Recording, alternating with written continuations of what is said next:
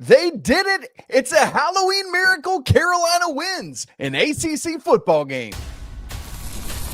This is Kamori House, and you're listening to Locked On Tar Heels. You are Locked On Tar Heels, your daily podcast on the UNC Tar Heels. Part of the Locked On Podcast Network, your team every day. Hey there, what's up? It's Friday, October 31st, 2025. It's a Halloween miracle. The Tar Heels are in the win column. Welcome into the Locked On Tar Heels podcast, postcast edition, the only daily North Carolina show out there. I'm your host, Isaac Schade. This is my guy, Free Luca, and we're hanging out with you right after Carolina polishes off a 27-10 victory over Syracuse. Up in the Dome, you're joining us at the place to get your Tar Heels content every single day. It's all part of the Locked On Podcast Network. Special shout out to all the everydayers, all the members of the Locked On Tar Heels Discord, as well as our great Locked On Tar Heels insiders as well. This episode is brought to you by Mazda. Like all Tar Heel athletes, Mazda sweats every detail because when you make every move count, pulling off the unexpected is only the beginning. Mazda, move and be moved. All right. Free Luca and I are going to bring you this show. Not only is it a Halloween miracle, it's a Free Luca miracle. Spam the comments right now. Go ahead, drop it in. Hashtag Free Luca. Make it happen. You guys, 27-10, Carolina wins this thing. It's the first Power 4 win of the Bill Belichick era. It's the first ACC win of the Bill Belichick era. When Carolina went up 3-0 in this game, it was their first lead against a Power 4 opponent since the first drive of the season when they scored that touchdown against TCU. And this is now game 8. Oh, by the way, for the first time this season, Carolina scored 20+ against a Power 4 opponent. Carolina scored more than 20 against an FBS opponent. They hadn't done that yet. That's crazy. And Carolina, for the first time this season, got a multiple score lead against a Power 4 opponent. The Tar Heels now find themselves sitting at 3-5 overall, 1-3 in ACC games. And honestly, and frankly, and we'll talk about this later, they probably should be 5-3 overall, 3-1 in the ACC. And we would feel wildly different than where things are at right now. Speaking of feeling wildly different about things, this YouTube TV Disney debacle that's happening right now. I don't know how many of you out there listening and watching are YouTube TV people, but this is absurd. The greed is wild. Y'all got to get over it and figure this out. All right. It is Halloween. I hope you all had a great time trick-or-treating. I was out with my family. There's always the comments about my hair. We joke about that. We went trick-or-treating at an old people's home, and this sweet little old lady was like, "Oh, Sonny, I love your little curls. Do you perm your hair?"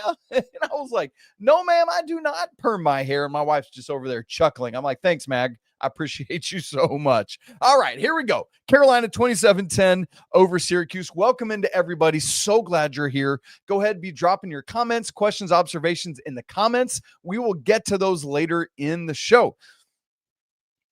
Here's where I want to start. And it's going to sound like I'm tooting my horn, but I'm not. I called this win on today's episode of Locked On Tar Heels.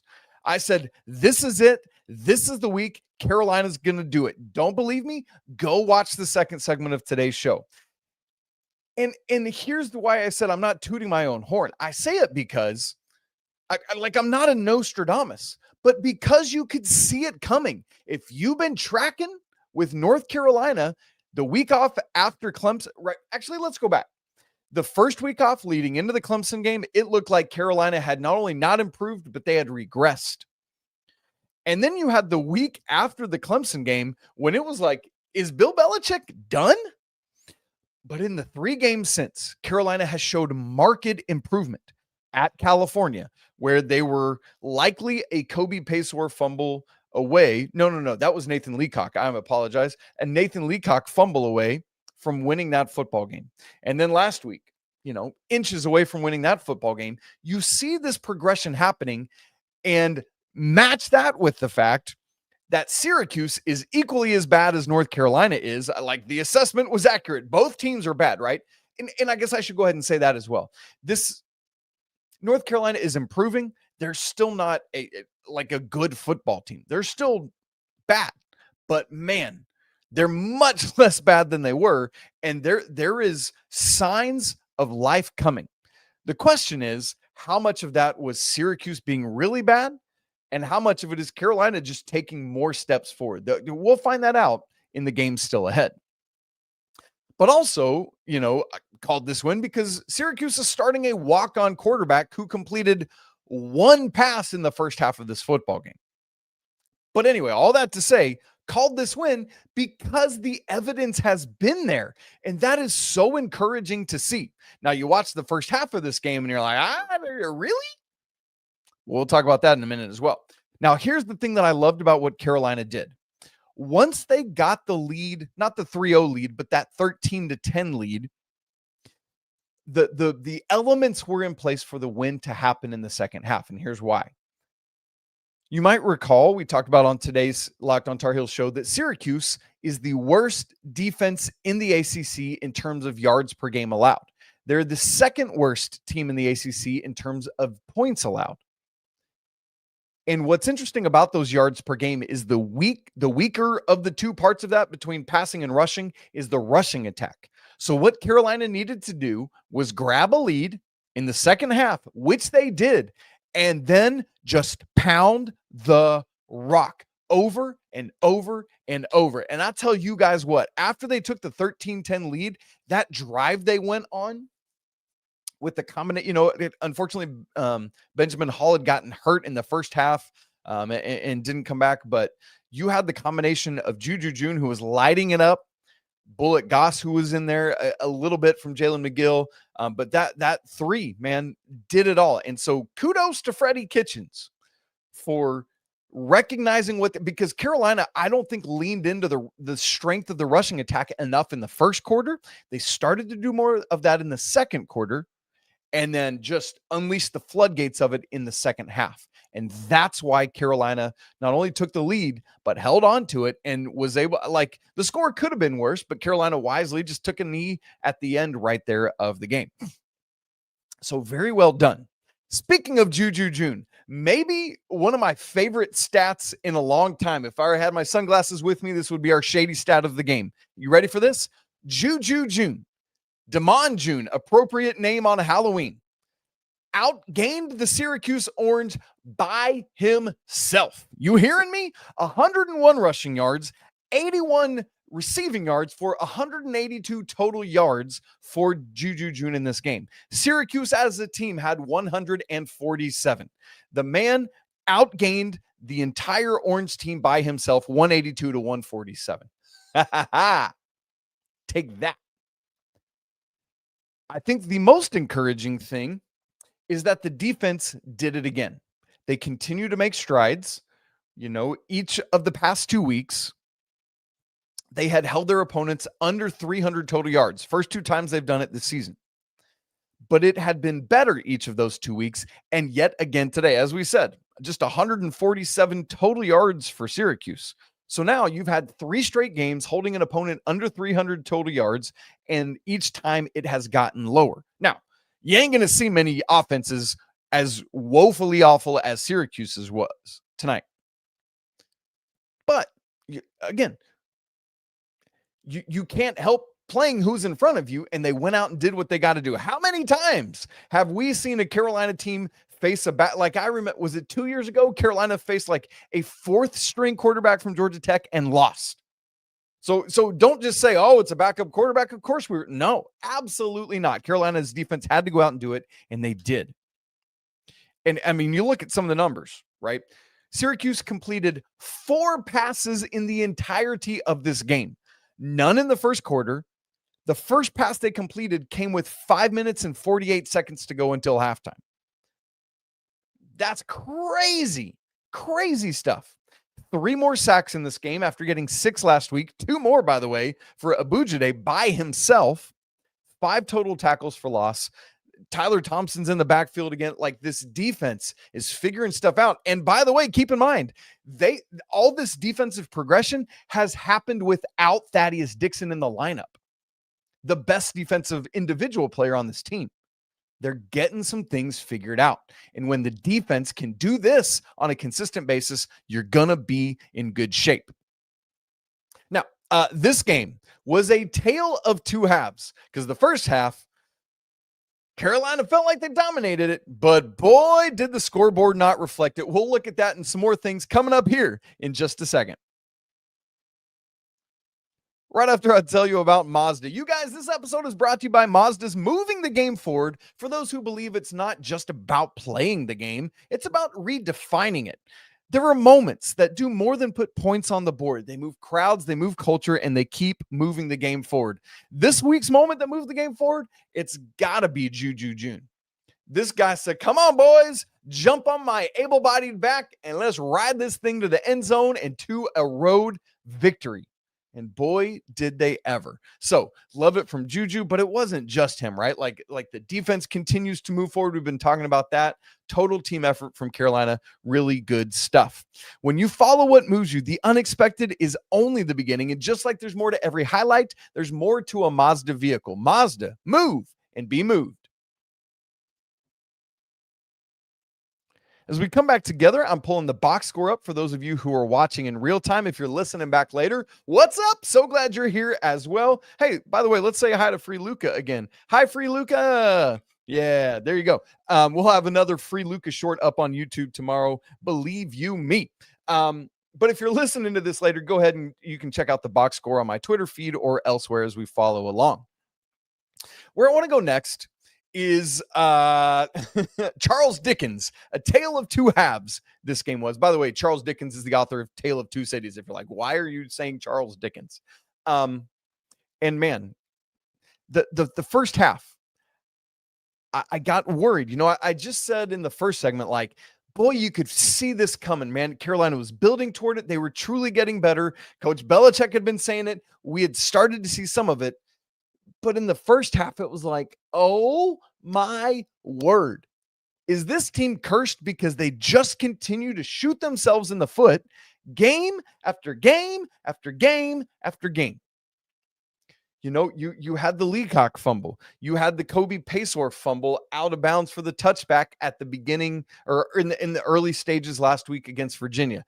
You had the, just plays like that. And here Carolina goes again. Clearly Syracuse wasn't going to do anything on offense. So what Carolina had to avoid was their own turnovers or their own special team miscues. You know, I had joined a Syracuse radio station yesterday or the day before, and they said, what do you think makes the difference in this game? And I said, because both offenses are so inept, to me, it's going to be about a big play on defense or a big play on special teams. And in the first half of this game, it seemed like, unfortunately, that was going to become true in Syracuse's favor. And it was like, here we go again. It's the same script we've seen each of the last two games. Carolina was dominating the game in the first half. They outgained Syracuse in totality 208-71. Again, Syracuse had completed a grand total of one pass in the first half. But the Tar Heels just couldn't get out of their own way. And thusly, while they dominated the game in the first half, the scoreboard said otherwise. It was 10-6. And guess what? Gain all the yards you want. All that matters is what the scoreboard says the score is. And the scoreboard said Carolina's down 4. And they had opportunities just like they have in previous weeks. They're down at the goal line on the 1, inside the 1, actually, if I'm remembering correctly. You get a false start, and since it's 4th down, you kick. And that's the wise call there. It's 4th and goal from the 6. You're not going for that. Loved it. Similar situation right before halftime. You had another chance to get 6 and you couldn't convert on 3rd and short. And I think wisely there, Carolina took the points, right? Because Syracuse was going to get the ball back coming out of halftime. You don't know. Maybe they switch quarterbacks. Maybe they get something moving. So you want to get the points and keep it to within a 1-score game and put yourself in a good position. And so I thought that was wise to take that kick. However, I was disappointed in Carolina's ability to find success there in that drive. But then also, you had the fumble. The only way Syracuse was going to score is if you handed them the ball and let them run the other way, and that's exactly what happened. But there were some costly penalties extending Syracuse drives, like the drive that got them the field goal as well in the first half, right? Like all of that. And so you're coming into the second half like, all right, like it's happening all over again. But then Carolina gets that stop on Syracuse's first drive of the second half. Because remember, Syracuse had the ball. I'm trying to remember. Let's go look at how that first drive of the third quarter unfolded for Syracuse. A 3 and out. So that's what my memory served. Is that's what happened. In fact, while we're talking about it, how many 3 and outs did Carolina have in totality? 1, 2, 3, 4. 4 3 and outs plus the fumble recovery and the turnover on down. So yeah, I mean, really nice job there. Anyway, all that to say, Carolina forces a 3 and out on Syracuse's first drive of the second half. You feel good about that. And then literally Carolina's first offensive play from scrimmage in the second half was that screen pass. Great call, Freddie Kitchens. Wow. To Juju, who takes it to the house. And Juju had several moments in this game where he looked like he was bottled up, but was able to just uncork it and get through the line and pass the line and then just rumble past people and make a miss. And so, man, really encouraged by that. Then at that point, Carolina has the lead, and you're like, all right, you got a lead. Again, crazy that that's happening. Now the question was, can you stop Syracuse again, get the ball back, and then either put another drive together, get a field goal, or score and go up? And that's what they did. So that next drive in the third quarter, Syracuse had a longer drive, but ultimately Carolina forced them to punt.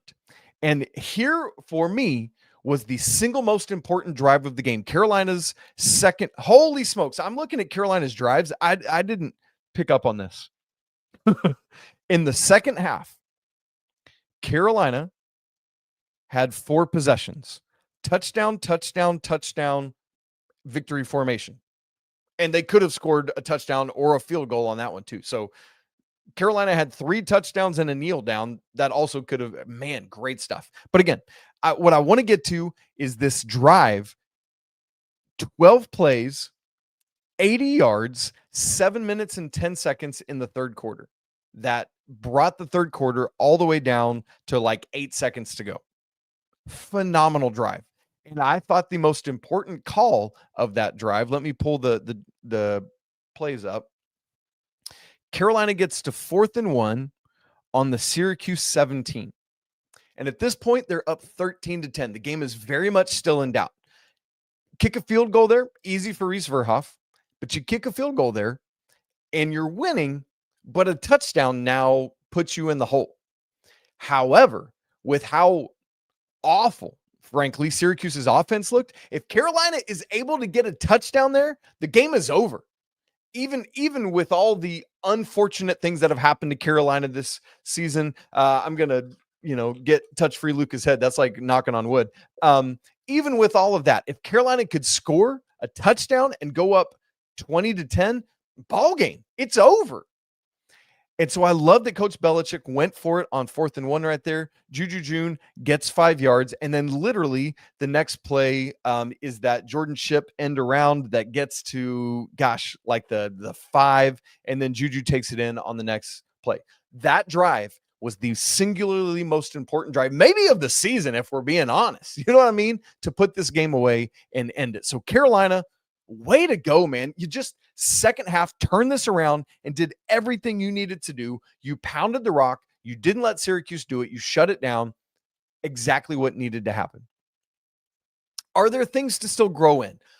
Oh my word, yes.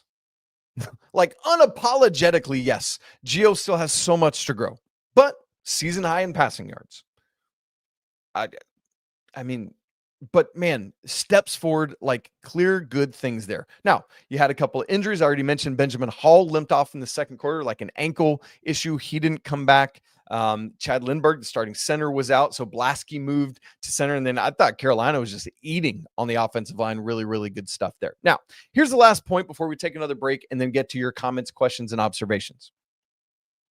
I said it earlier, but quite frankly, Carolina should now be on a 3-game winning streak. They should have won the Cal game. They should have won the Virginia game, and they did win this game. If that were true, Carolina would be 5-3, 3-1, and would need, as odd as it sounds, Just one more win to go bowling. But honestly, go with me here. Even still, the Tar Heels now sitting at 3-5 have an it's an outside shot, but a shot to go to a bowl game. They have 4 games left and they need to win 3 of them. However, all 4 of those games are in the state of North Carolina. The farthest Carolina will travel the rest of the season is to Winston-Salem. They're home next week against Stanford. Then they go to Winston-Salem. Then they host Duke. Then they go to Raleigh on Thanksgiving week. If Carolina can manage to get 3 of those 4 wins, suddenly you've won 6 and you're bowl eligible. Now, I don't know what things are going to look like, right? Stanford's coming across the country. They're going to have to contend with Carolina. We'll see. Wake, Darian Mensah is a tough quarterback, but if Carolina's defense can shut him down, let Juju run wild a little bit. NC State, they ain't looked all that hot themselves, right? So it's just with the growth you've seen, I feel like all of that is possible and within reach for Carolina now. And I'm not saying it's perfect or any of that stuff, but man, there are possibilities. All right, you guys, lots of great comments and questions from you. Also, as a reminder, there was a whole bunch of other Carolina athletics action tonight. I just want to make mention of a couple of those. We'll do that coming back here in just a second as well. Right after I tell you about our good friends at FanDuel. The NBA is back, and there's no better place to get in on the action than FanDuel, the official sports betting partner of the NBA. Even if you miss the start of a game or maybe you want to ride the hot hand, FanDuel has live bets on everything, from who will score next to fourth quarter comebacks and so much more. Plus, you can even combine your live bets into a same-game parlay for a chance at an even bigger payout. It keeps every game exciting. Man, especially if you had gotten live game action on this, how fun must have that been for you? Syracuse was favored by 2.5. Carolina not only covered, they obliterated it and won outright. So hopefully some of you out there took my advice and got the Tar Heels on this game. Man, good stuff there. Right now, FanDuel is giving new customers $300 in bonus bets when your first $5 bet wins. So go ahead. Head on over to FanDuel.com to sign up and play your game with FanDuel, the official sports betting partner of the NBA. All right, I want to look in real time because Carolina had a lot of other action going on tonight, not just the football game. There were 2 teams playing Duke. And then volleyball has a crazy tough weekend. They're playing number 7 SMU and another top 10 ranked team. So let's see what happened out of any of that on this Halloween edition. Holy smokes, the volleyball team beat number 7 SMU. I told you, I said it on today's show. They've got a massive opportunity. If they could just get one of those 2 top 10 victories this week, holy cow, volleyball, way to go.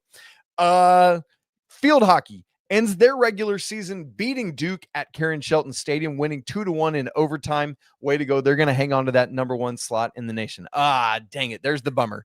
The men's soccer team lost to Duke at home tonight, 2-0. But man, great stuff from both volleyball and field hockey. Congrats to all of you guys for that great effort. Okay, let's get to the comments over here and see what you all have to say or ask or any of that. And then we'll get out of here and enjoy a blissful rest while all our children and maybe us ourselves are hawked up on Halloween candy.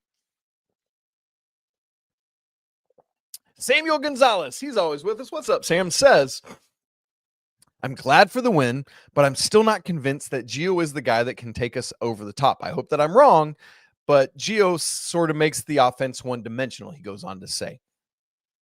I'm still not convinced of it either, Sam. I got to tell you, there are moments when I'm like, okay, but it continues to not be enough. But from what we heard from Michael Lombardi this week, they're not switching it up. And in his comments, it was clear that he was talking about the freshmen as the other considerations. They're not even thinking about Max Johnson. And so I think for Samuel and all of us, like it or not, Gio's our guy. And so we'll just continue to see what happens there. Melinda, what's up, Melinda Dolphin? She says, so the offense looked better planned to me, but I don't know play calling. Was it objectively better or smarter?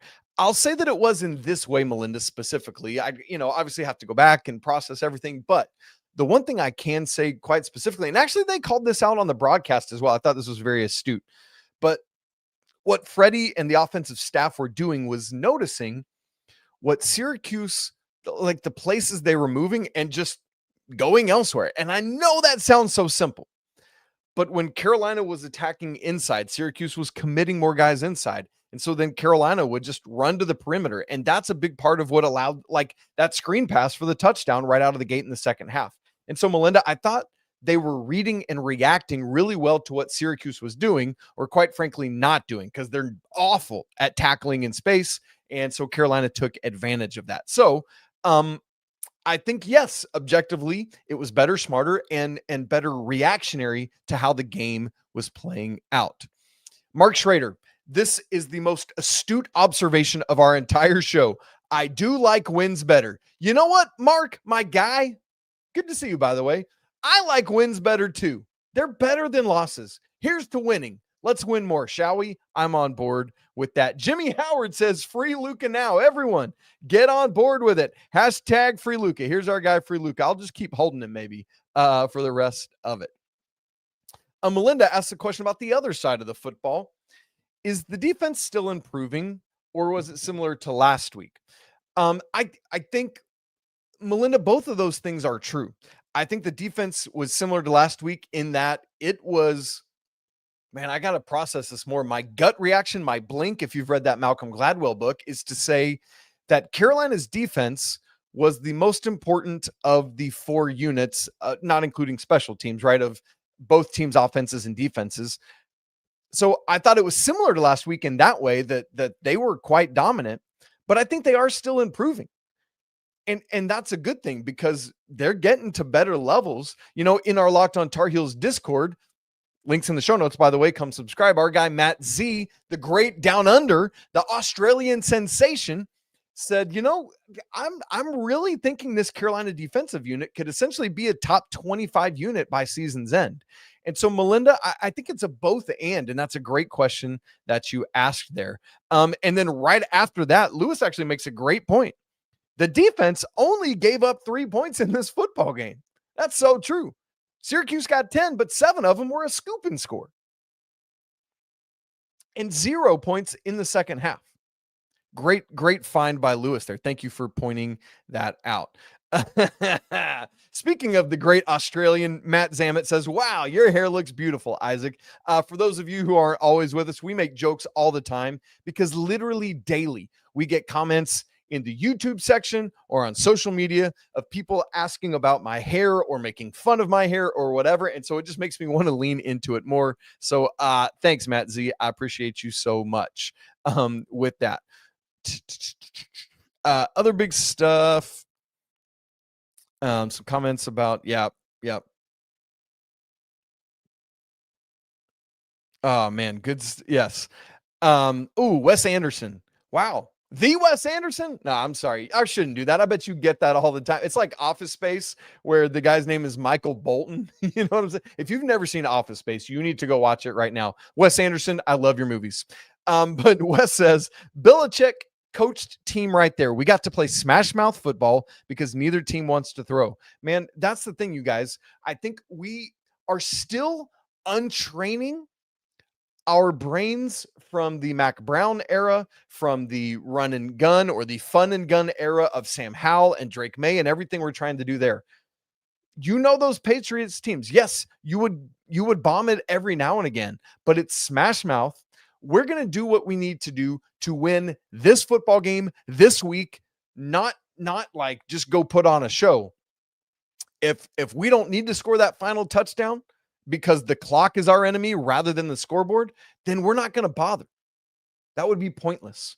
And so Smashmouth football, defend, punt when you need to punt, even if it's not popular, when like kick field goals when you need to kick field goals. Man, that's a great call, Wes. I absolutely think that's where that's out.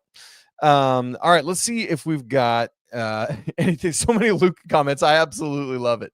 That's great.